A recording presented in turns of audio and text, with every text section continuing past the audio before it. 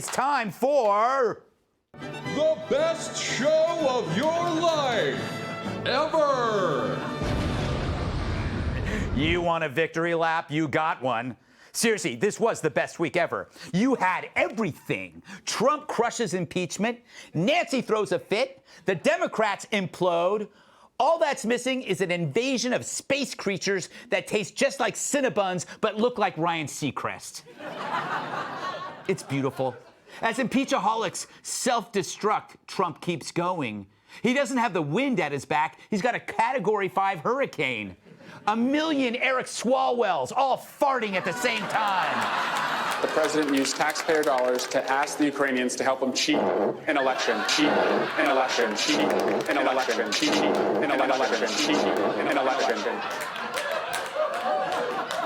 Only we would do that. But it's like a second Christmas, minus Gramps killing that drifter, which we had to bury in the woods. But that's another story.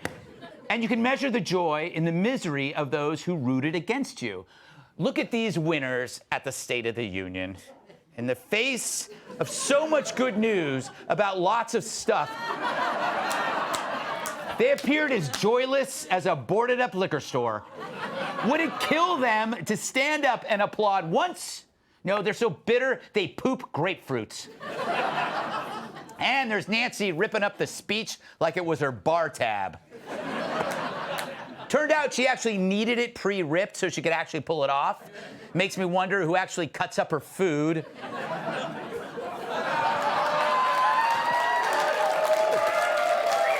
right. But she got the attention she wanted, but so did Trump. I didn't really realize how great this speech was until I saw her pathetic frustration. And all that shuffling, the shuffling. She's like the world's worst blackjack dealer. She was a mess because she knew where this was going. We went through hell unfairly, did nothing wrong. Did nothing wrong. I've done things wrong in my life, I will admit. Not purposely, but I've done things wrong. But this is what the end result is.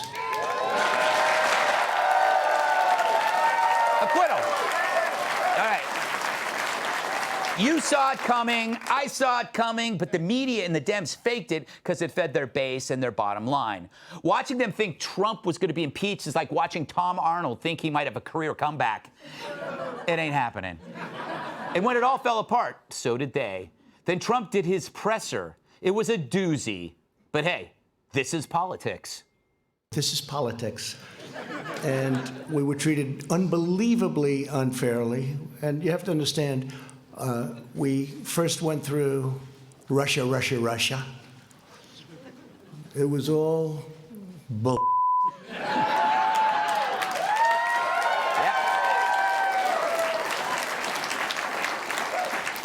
Kind of pissed we have to bleep that. But anyway, he hit everyone, including Steve Scalise. Remember, he got whacked. He got whacked. He got whacked. My Steve, right? I went to the hospital with our great First Lady that night, right, honey? And we saw a man that was not going to make it. He was not going to make it. He was the doctor. And I told him, his wife, I said, she loves you. Why do you say that?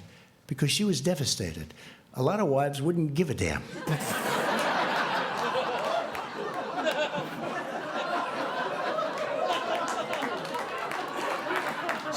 Steve Scalise, I actually honestly think you're better looking now.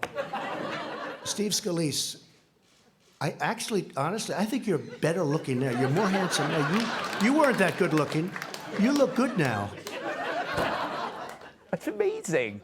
But hey, what about Bobby Richardson?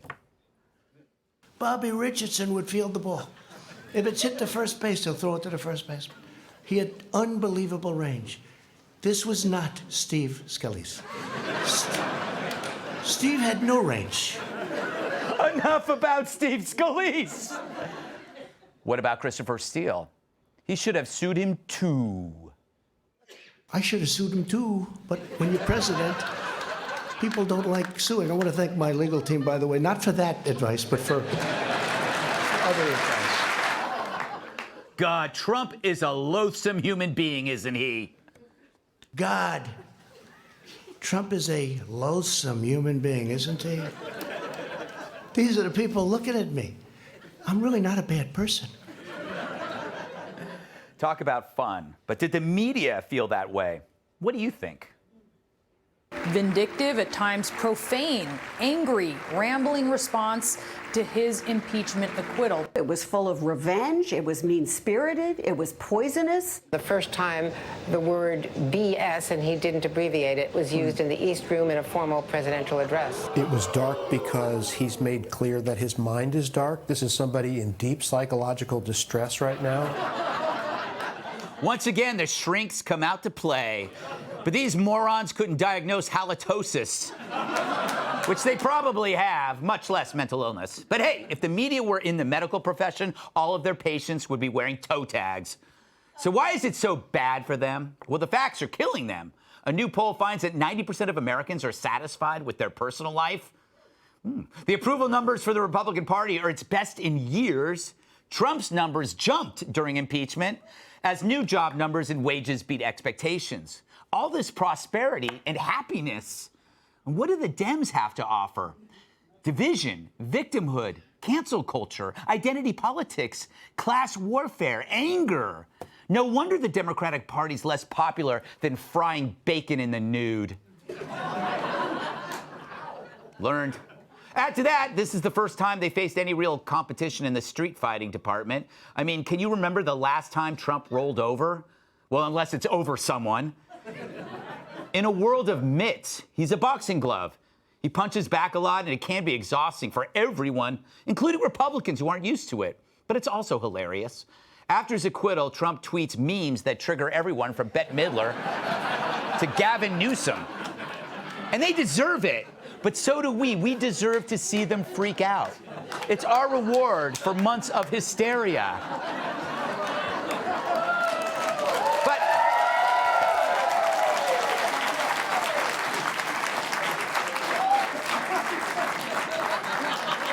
But, there's something else to be thrilled about. For the media and the Dems, politics was always really personal. Politics spilled into sports, education, entertainment. It polluted everything. But Trump has somehow reversed the current. He's brought real life into politics. Jokes, insults, honest-to-God laughs. True, it's a New York kind of life, a cross between a construction boss and a cab driver. But still, it's great, because it drives the establishment bonkers. So is it over? Hardly. The hate is deep, and it's an emotional investment too heavy to discard. So we'll go through impeachment again, millions of dollars, months of attention, fulfilling a phony exercise with the media strongly behind it. Really, impeachment is a fantasy sports league for losers. But as they get worse, Trump seems to get better, because impeachment is his vitamin. You keep making them, he'll keep taking them. Let's welcome tonight's guest. She's got gall and a southern drawl. Fox Business Network anchor Dagan McDowell.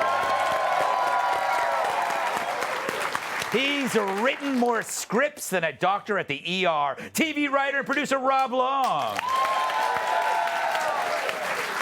She's the face of a generation. Excuse me, Gin. She's the face of Gin. Host of Sincerely Cat on Fox Nation, Cat Tim. He's as ripped as President Trump's scripts. My massive sidekick and host of Enough Said, Fox Nation Tyrant.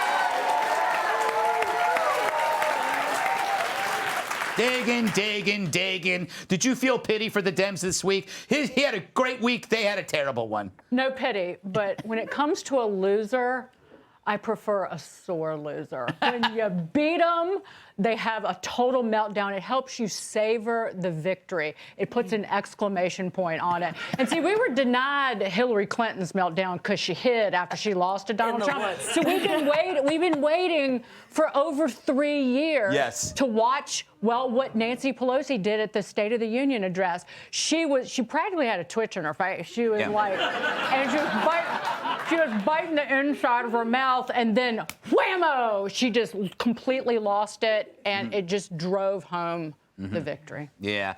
You know, Rob, I can't help but notice that the response to Trump never changes. It's like, oh my God, he said this. I can't believe he said BS. Yeah. It's like they live in a world where they never hear these things. And coming from a president, how awful.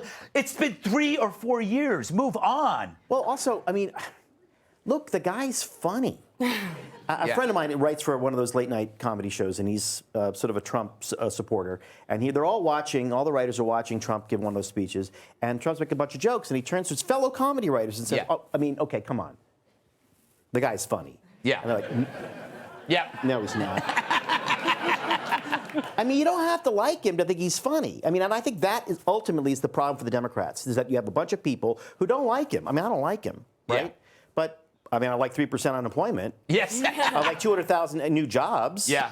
I mean, I like that. I like all the things he said in the State of the Union, which are genuine successes that any president has a right to claim. Yeah. And he did it, and what do they have? They have, well, things are good, but we're mad as hell about it. Yeah, I mean, you raised the point. You don't have to like his words and like his deeds. It's been saying this forever that in fact there might be a correlation between his obnoxiousness and the success. Maybe. Has anybody thought about that? Americans didn't hire him to be their friend. No, they hired him to do the job. Yes, and he did his like 4-year performance review on Tuesday night, and it was pretty good. Yeah, I mean he's going to get a raise. But also, you know, Pat.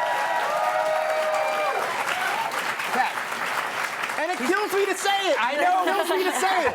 I'm the guy who said it wasn't going to work. It kills me to say it. But it's true. Man, I was wrong. Hey, Kat, the weird thing about it, too, is that he was an achiever on the Republican side, but he was a pretty good liberal president. Some of the things he was talking about were things that Democrats should have been applauding. Some of them transcended politics, period, right? So everybody has to agree that Donald Trump has said and done many things that anyone else that would have ended their political career a long time ago. And the Democrats don't get it. Yeah. They're running around being like, what? How is this possible? What is this sorcery? And I'm like, I don't know about sorcery, but I do know that a lot of it has to do with you guys. Yes. And I think a perfect example is the way they acted at the State of the Union. Yeah. It wasn't just the paper ripping. It was when he's talking about those things that do transcend politics, like low unemployment, like, honoring a veteran. Lawmakers are standing up and cheering, and they're sitting there like, yeah, you know, and a lot of exactly. You risked your life for my freedom.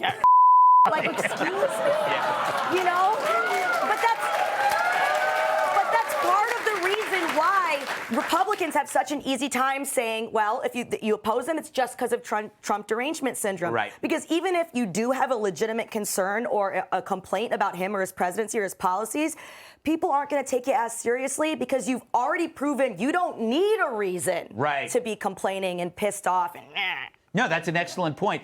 Tyrus, what do you make of the week? Well, let's focus on the positives for the Democrats because I was sick all week. Mm-hmm. So I watched a lot of TV.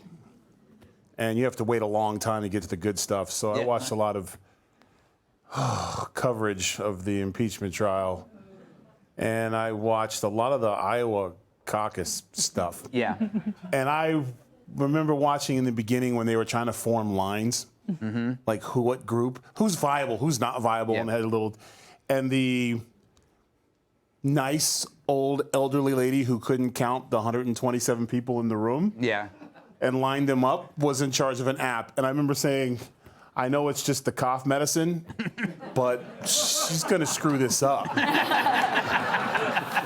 They literally, I was like, no, they're having an app. Yes. And whenever you have glasses with a chain on the end of it, you are not supposed to be the person in charge of a new app. You're supposed to be at the library. So her account, and literally, and like I saw one person moving, they went from Biden to Warren, and she was like, nope, we got to start over. Like, and then the best thing ever was an even older guy comes over to help her look, and she's like, don't.